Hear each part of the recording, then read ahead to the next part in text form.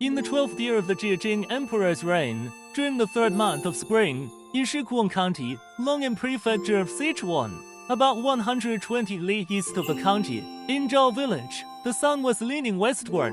Zhao Ran rested his hands on a hoe, gazing at the rice fields below. His forehead was covered in sweat.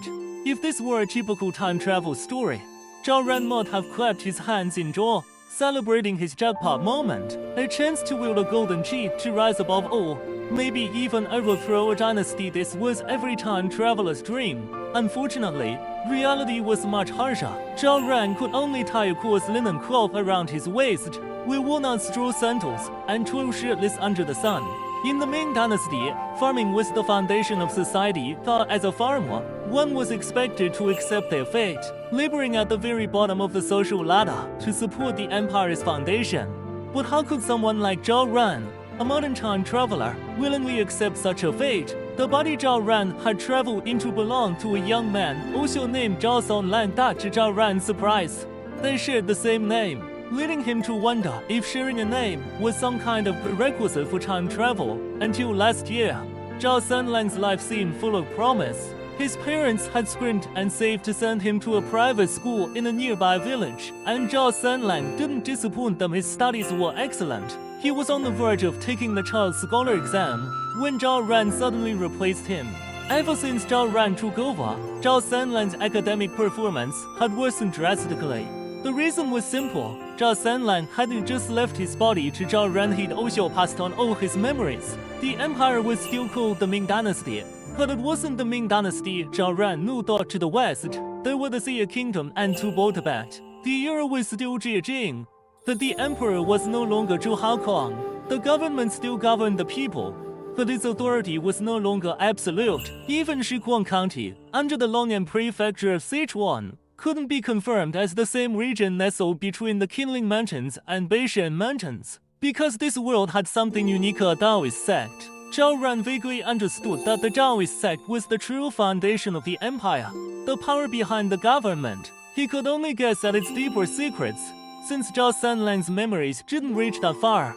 Rumor had it that true immortals existed within the sect. Tales of riding clouds and wielding magical swords weren't just legends. Here they seemed more believable than in his modern world. Though Zhao Ran hadn't seen such marvels himself, he had witnessed the local officials and gentry bowing humbly before Daoist priests. That scene left a deep impression on him.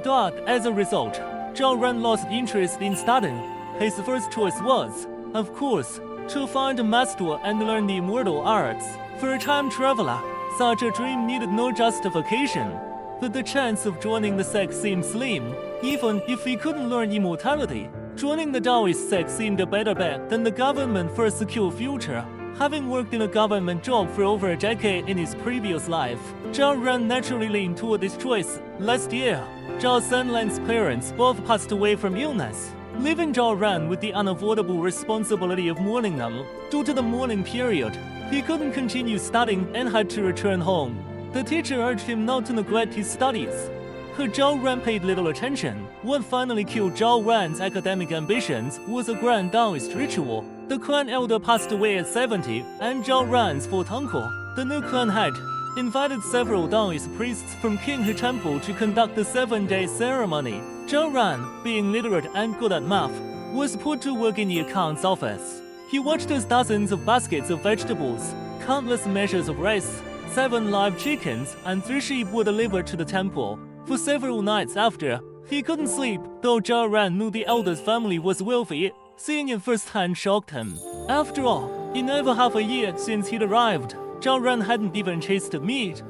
The elder had once been a temple laborer, amassing his wealth while serving the sect. After returning to Zhao village, he quickly became a clan elder and eventually the clan head. Zhao Ran was no fool. He realized that even a laborer in the Daoist sect could achieve such wealth and status. The sect's power was undeniable. When 10 strings of Ming coins were sent to the temple, Zhao Ran abandoned his studies entirely. His mind was set on finding a way into the Daoist sect. But he was poor. Venturing even 20 li from home meant going hungry. If not for the help of a kind neighbor, Uncle Zhao Ran wouldn't have survived the winter. Even his family's 3 mu of thin farmland was poorly managed, with no money, no resources, and no connections. Zhao Ran's chances of joining the sect seemed slim. He considered borrowing money from his uncle, but the terms were steep: 10 strings of copper coins or 12 taels of silver, using his land as collateral. Essentially, his uncle didn't believe Zhao Ran could repay the loan. Selling his land would buy him time 6 months at most, but if he failed to find an opportunity within that time, starvation awaited. After weeks of hesitation, Zhao Ran decided to sell his land. If nothing else, he refused to die trapped in Zhao village dock. As he lay on his creaky wooden bed, gazing at the crescent moon and the stars beyond, Zhao Ran thought to himself, if I die of hunger halfway, will the author really end the story after just one chapter?